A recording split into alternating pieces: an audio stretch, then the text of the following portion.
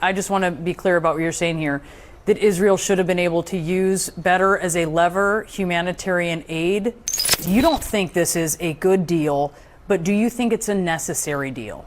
It's probably the best that we could get in the current conditions, where I think Israel has been limited from applying full pressure on Hamas.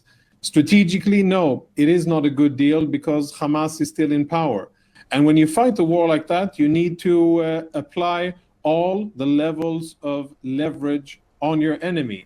When you asked about how have we gotten here, right? We're 15 months into a war that Israel didn't start and didn't want and wasn't really prepared for, and we still haven't defeated Hamas, and we have not yet achieved our strategic goals, and we have not yet secured our southern border.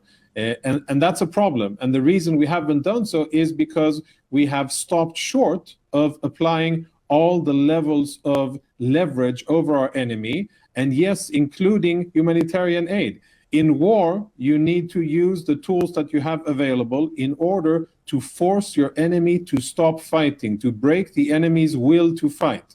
And there's different ways to do that. Israel has been forced to use less than the capacity that it should be using, and that is why this war has dragged on, much to the detriment of Israeli civilians and also Palestinian civilians who are suffering longer and worse than what they should have been suffering had Israel been able to really conduct decisive warfare against Hamas. Just to be clear, Jonathan, so you're saying that Israel should have been able, I just want to be clear about what you're saying here, that Israel should have been able to use better as a lever humanitarian aid for as a mechanism for meeting its objectives? Yeah, I'll explain why. Hamas. Collective punishment. Hamas. And Hamas, I think Hamas to get rid of Hamas. Hamas.